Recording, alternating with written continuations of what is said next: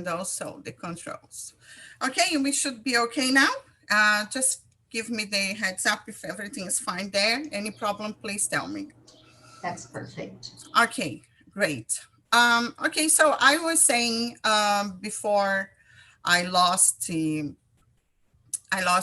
control here of my presentation. Teachers before venturing into Minecraft using for pedagogical as a tool, you need to get, used to the tool. You need to learn the technicals and, how to navigate, how to help even students if they don't have the knowledge to do it. And also the content knowledge. What does this tool offer in terms of content, right? And Minecraft is a really rich environment when it comes to language and content. And then is the pedagogical knowledge, how you're going to apply it for learning, right? So these are the three things we need to really keep in mind before we get started. One way to learn more is through Microsoft teacher training website. They have like lots of great courses there, especially a beginner one that's really, really great if you're not familiar with Minecraft yet. And in January, we are going to have January and February, the Evo Minecraft MOOC, but we also have a community on Facebook where you can join us today if you would like to learn more and start like getting more of this technological knowledge, content knowledge through a community. Okay, so you're all welcome to join us. When we think about the pedagogical knowledge, we need to rethink the space and also the resources, because if we think about projects the way we have had experiences implementing in our classrooms, we used to use, right? So now we are like totally digitally, but before that, a lot of tag boards, a lot of posters, more analogical resources. And this was like inside the classroom. Then came the technology, the digital world with a lot of other tools and possibilities, videos, photojournal, blogs, and so on. Lately, the last couple of years, also been talking about the maker movement. We're bringing like recycle materials and to create things in the classroom. Then students can present what they created, like with physical objects with recycles that they bring from home. And all of this is really, really nice and really great. But when we think about Minecraft, we are thinking about a new space with new resources. So this is one of the things that we need to keep in mind. Okay. And there are a lot of project ideas that we can do in Minecraft, inside the immersive environment as it is. Building, redesigning, even coding, programming, learning through the game.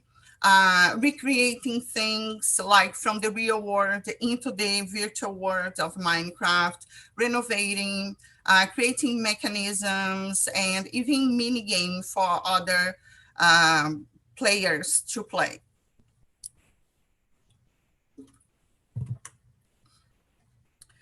Now, what I would like to do is to give you guys 6 core principles that guide my practice.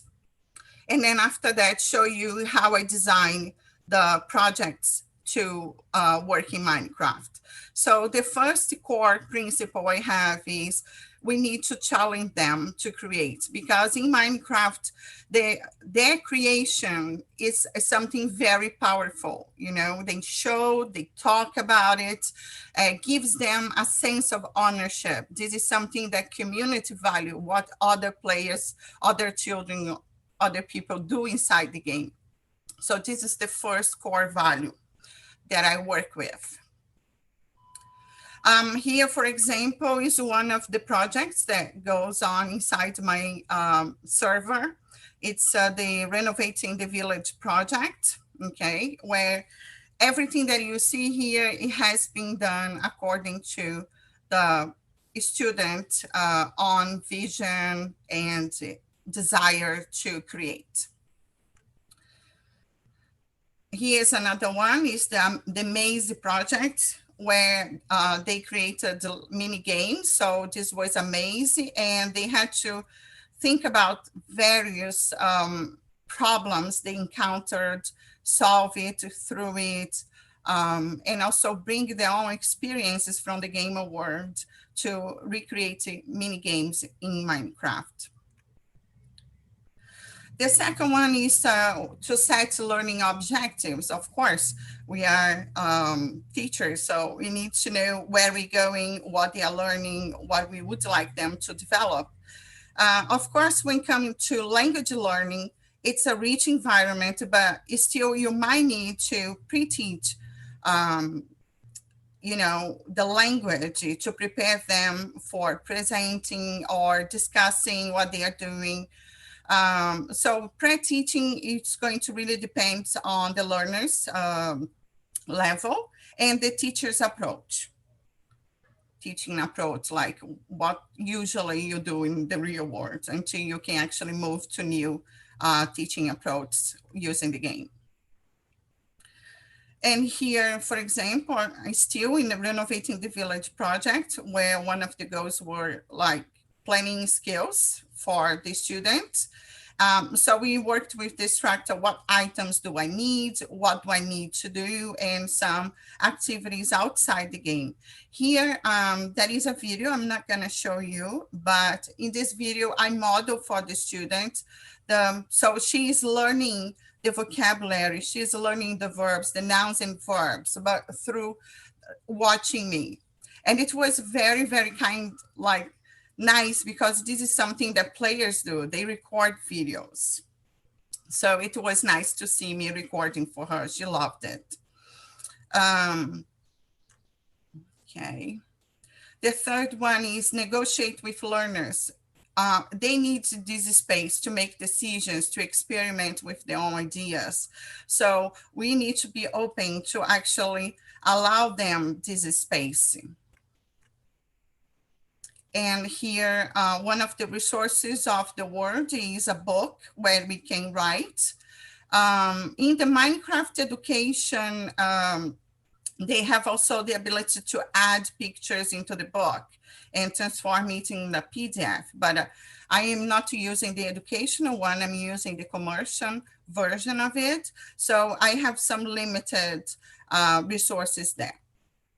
In this case, here is the students, they had to create an electrical system for a house with some constraints. So although I gave some limits or some objectives there, there was still a lot of room for them to develop using their own ideas and to fail too, as we're going to see later. My fourth principle is always be there, right? To observe, to question, to encourage, to guide, to appreciate the effort. So this is really, really important. Here is when they were trying to build the electrical system for the house. They had a lot of trouble because they couldn't get it to work, as they had to do it with only one switch. Not many, but one, to turn on all the lights of the house. Then also it's important to share responsibility for the learning, and also trust that they can actually make judgments, of the value of their ideas, of creations, their performances as well. And here we have an example, a feedback that I've given. I usually use a lot of I communicate them like suggestions. These are the suggestions. This is what you should do, what you need to do. And then they choose what they think is best. Also, they need the space to fail, right? And rethink about what they did, why didn't work, and so on. Here's another one on Renovate the Village project. This student, she's a lower level student. So I use really simple, adjust the language to her level. And lastly is to create this space for them to reflect. So I created this place. I invited them to create this place that I call Memory Hall. And they design this space. We talk about the purpose of it, and we visit this place from time to time for them to reflect on themselves, their goals and achievements. Here's one example of a memory hall created by the student. And lastly, this is my design cycle. So what I do is I start with the challenge design, what they need to achieve, create, always considering their interests and needs. And then I map out the language to see like what kind of structure, vocabulary I might need to pre-teach, I might need to focus during the live session, what kind of questions I should be asking to promote not just the linguistic learning, but also the skills and learning strategies. So this is like the design stage, the challenge design in mapping out the language. It's a lot happens inside Minecraft when we are in a live session. So a lot of what they use inside the game, linguistically speaking, is going to come over and over again. So this is what we need to worry less, but really what they're not going to see like on a regular basis. This is what we need to reinforce, to bring forth for them to learn. Then I always bring the project for them, for the children to discuss it first. So we negotiate like when, how, time constraint, all of this, everything that's regarding also time. How long we're going to take, planning, right? Planning, time management, and so on. Also, sometimes there is a need to redesign it with the students. So we do this at this stage. Then we go to actually to implement it, where there is a lot of mediation and support. Like I said before, be there for them all the time. When they get to the end of it, we do the assessment. We also implement like self-assessment, peer assessment, especially when they create mini games, because they create experiences for others inside the game. So it's really nice when others test it out and then they give a feedback of what was like that experience. And then the last stage would be reflecting on learning.